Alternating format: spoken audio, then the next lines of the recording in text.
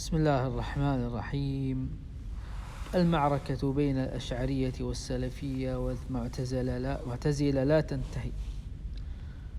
نخرج من هؤلاء ندخل في هؤلاء، نخرج من هؤلاء ندخل في هؤلاء، والأمة تعصف والبشر يقصفون، وفي المشرق الناس يعذبون ويضطهدون، ولا حول ولا قوة إلا بالله. أناس من شبابنا يتوهون في غياهب الشهوات والمحرمات والفتن في بداية التسعينات في طلب العلم، في خاصة في أول يعني بعد آخر الثانوية أول الجامعة، هكذا انتشرت ما شاء الله، خاصة نعم بداية الجامعة في أواسط التسعينات انتشرت أشرطة الشيخ صالح آل الشيخ جزاه الله خير، العالم الفقيه المشهور الداعية والخطيب معروف في السعودية، صار وزير أوقاف فترة بارك الله فيه، وله يعني جهود طيبة جدا. له شريط أنا ممن أكثرت من نشره وتوزيعه بين الناس، وكررناها مرة مرتين ثلاث، كررناه عدة مرات هذا الشريط حتى حفظناه وطبقناه بحذافير بفضل الله تعالى، ثم بفضل الشيخ صالح، كله في ميزان حسنات صالح الشيخ آل الشيخ. التأصيل في طلب العلم. ويقول أنا تفاجأت أن أول ما يقول، احنا كنا نطلب العلم على المشايخ السلفيين في منطقتنا وقريبين من منطقتنا، إذ به يقول أول ما ينصح به في علم التفسير تعجبنا، تفسير الجلالين أول ما يبدأ به المبتدئ المختصرات، ثم المتوسطات، ثم المطولات. جميل.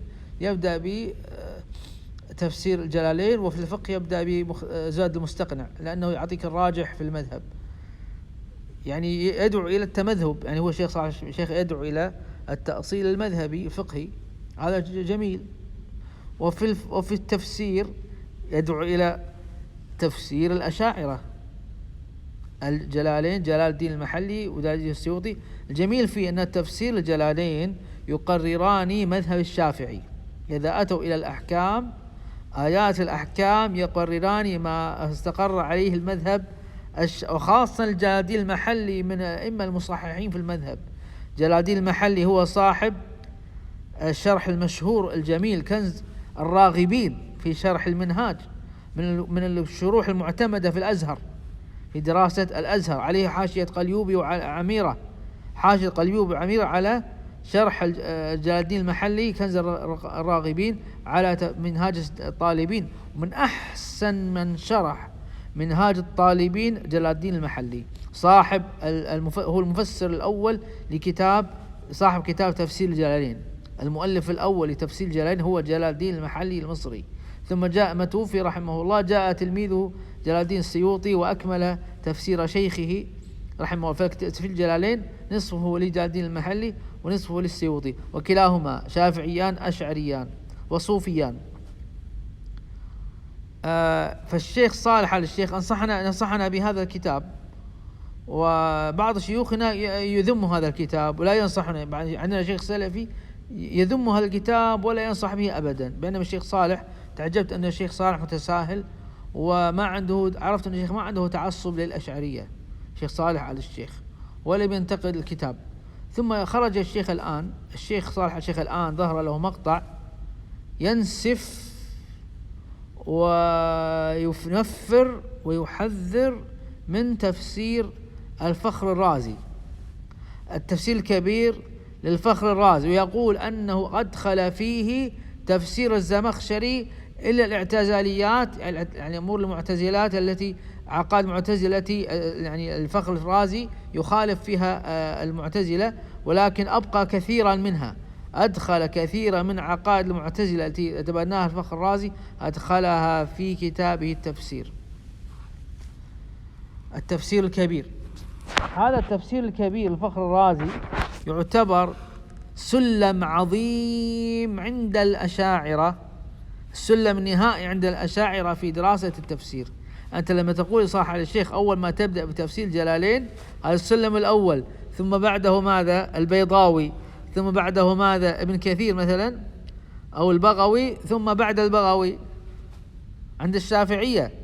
هو تفاسير التي تفسر الفقه الآيات على ما عليه الشافعي، على ما يرجح غالبا رأي الشافعي. هذه التفاسير سمعتموها غالبا تفسر رأي الشافعي، تقلب رأي الشافعي، الجلالين ثم البيضاوي ثم البغوي أو ابن كثير. ابن كثير غالبا يميل إلى رأي الشافعي، بدليل أنه لما ذكر البسملة رجح الجهر بالبسملة. ابن كثير رجح أن البسملة من الفاتحة، وقوى ذكر رأيين، هل تجهر أم لا تجهر، ذكر رأيين. يميل هو إلى الجهر، ابن كثير يميل إلى الجهر بالبسملة في الفاتحة، فهو يميل إلى شافعيته رحمه الله. الشيخ السعدي حنبلي فلا يميل إلى ذلك. القرطبي مالكي لا يميل إلى ذلك. النسفي لا يرى الجهر، لأن حنفي لا يرون الجهر بالبسملة. أما الجلالين والبغوي والبيضاوي وابن كثير كلهم يرون الجهر بالبسملة، وكذاك الفخر الرازي. تفسير الفخر الرازي هو المنتهى عند الشافعية والأشاعرة في قراءته ودراسته. فلما تقول في مليء بالاعتزالية، من باب أولى الجلالين كذلك فيه أنه وجهه مختصر شديد، كأنه زبدة الفخر الرازي، زبدة الفخر الرازي. لا والله ليس اعتزال، إنما هو يناقش رأي المعتزلة، ويناقش رأي الشيعة، ويناقش آراء المذاهب العقائدية المختلفة، ويناقش آراء الفقهية المختلفة. وتفسير موسع جدا، تفسير الرازي تفسير موسع جدا. الشيخ صالح آل الشيخ يحذر من تفسير الفخر الرازي، وينصح بتفسير الجلالين. وتنصح يا شيخ صالح بتفسير ابن كثير. لما فتحت ابن كثير أنا أخذت نصيحتك، أول ما بدأنا نقرأ في تفسير الجلالين أخذت بنصيحتك. بداية دراستي أيام الجامعة كنت أقرأ في تفسير الجلالين، أخذ بنصيحتك، واستفدت كثيرا من الجلالين، النحو والصرف والفقه الشافعي. عرفنا كيف عرفت أن في يرجح مذهب الشافعي، لأن كنت في الوقت هذا أدرس الشافعي، كنت أدرس حنبلي، ثم في الجامعة صرت أدرس الشافعي لأن أستاذنا كان شافعيا. لما أتقنت الطهارة والصلاة في المذهب الشافعي ثم قرأت تفسير الجلالين، عرفت أن كثير من الأحكام يرجح فيها مذهب الشافعي. فتحت ابن كثير فإذا في تفسير البقرة ينقل كثيرا عن الفخر الرازي، وينقل أحيانا عن الزمخشري. فالشيخ صالح آل الشيخ لماذا ابن كثير الأثري الشافعي الأثري ينقل عن الفخر الرازي إذا كان هو سيء لا نأخذ منه شيء؟ إذن التنفير الناس يا شيخ صالح من تفسير الكبير الرازي هذا غير صحيح، مخالف منهجك الأصلي. وكون ابن كثير رأيناه يأخذ الفوائد والأمور الجمالية، الأساليب الجميلة والقصص الرائعة التي يذكرها الفخر الرازي، وكذلك أحيانا ينقل عن الزمخشري فوائد بديعة في بيان معنى الآية، خاصة التفسير الإجمالي رائع فيه الزمخشري. والتحليلي تم التفسير التحليلي ما في مثل الرازي. الفخر الرازي أقوى التفاسير في التفسير التحليلي، هو أرقى أنواع التفسير التحليلي تفسير الفخر الرازي. والأحسن منه والأفضل منه بكثير تفسير القرطبي هو أفضل التفاسير التحليلية القرطبي، لأنه يقسم التفسير، يقسم القضايا التي يتناولها في تفسير. الرازي أحلى ما في الرازي لو أن الشيخ صالح آل الشيخ ذكرت هذه الفائدة، أذكر ما له وما عليه. مما له أنه يقسم التفسير، يجزئ القضايا التي يتناولها كما يفعل